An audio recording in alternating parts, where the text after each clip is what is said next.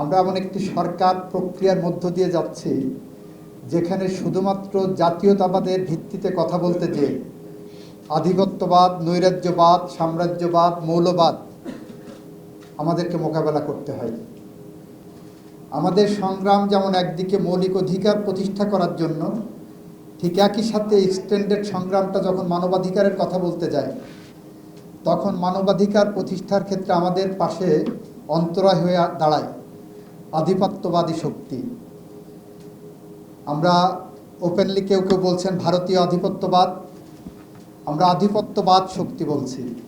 আমরা সাম্রাজ্যবাদের বিরুদ্ধে কথা বলতে হচ্ছে, মাঠ থেকে আমাদের নৈরাজ্যবাদ বা ফ্যাসিবাদের বিরুদ্ধে কথা বলতে হচ্ছে, আমাদের মৌলবাদের বিরুদ্ধে কথা বলতে হচ্ছে। আমরা এমন একটি সরকার প্রক্রিয়ার মধ্য দিয়ে যাচ্ছি যেখানে শুধুমাত্র জাতীয়তাবাদের ভিত্তিতে কথা বলতে যে আধিপত্যবাদ, নৈরাজ্যবাদ, সাম্রাজ্যবাদ, মৌলবাদ আমাদেরকে মোকাবেলা করতে হয়। সেই সব বাদ দিয়ে একটা বাদ নিয়ে যখন চলতে যাচ্ছি, সেই চলতে যে আমরা বলতে পারি গত কয়েক মাসের সরকারে এক্সট্রা জুডিশিয়াল কিলিং প্রায় শূন্যের কোঠায় নেমে আসছে। গত কয়েক মাসের সরকারে আমরা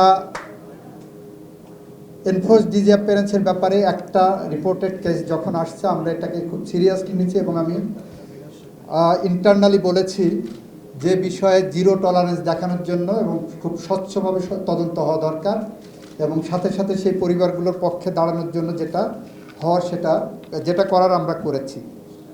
আমাদের এখানে দুটি ভুল ব্যাখ্যা গেছে। আমরা মানবাধিকার কমিশন আইন এবং গুম প্রতিকার ও প্রতিরোধ আইন সংক্রান্ত আইনের বিষয়ে যা আমরা এই দুইটা আইন পাশ করব না বলে পার্লামেন্টে উঠাইনি।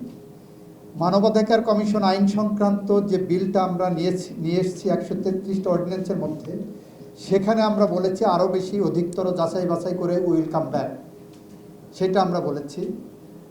আমরা গুম প্রতিকার ও প্রতিরোধ সংক্রান্ত আইন এটাকে নেইনি, এটাকে বলেছি এটার ক্ষেত্রে আমরা পাবলিক স্টেটমেন্ট করেছি যে আমরা দুইটা আইনই আরও বেশি অধিকতর যাচাই বাছাই করে আমরা এখানে উইল কাম ব্যাক হেয়ার।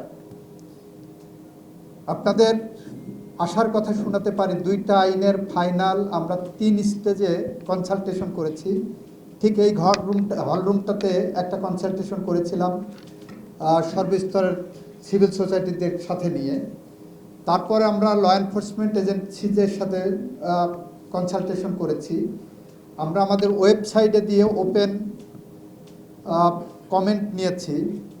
এরপরে আমরা আমাদের ডেভেলপমেন্ট পার্টনার যারা, তাদের সাথে ওই আইনটার উপরে আমরা কনসালটেশন মিটিং করেছি।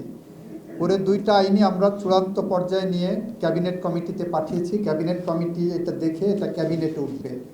আশা করছি নেক্সট ক্যাবিনেটে এই দুইটা আইনে আমরা চূড়ান্তভাবে অনুমোদন দিয়ে পার্লামেন্টে নিয়ে যাব, মানবাধিকার কমিশন আইন এবং গুম প্রতিকার এবং প্রতিরোধ সংক্রান্ত আইন।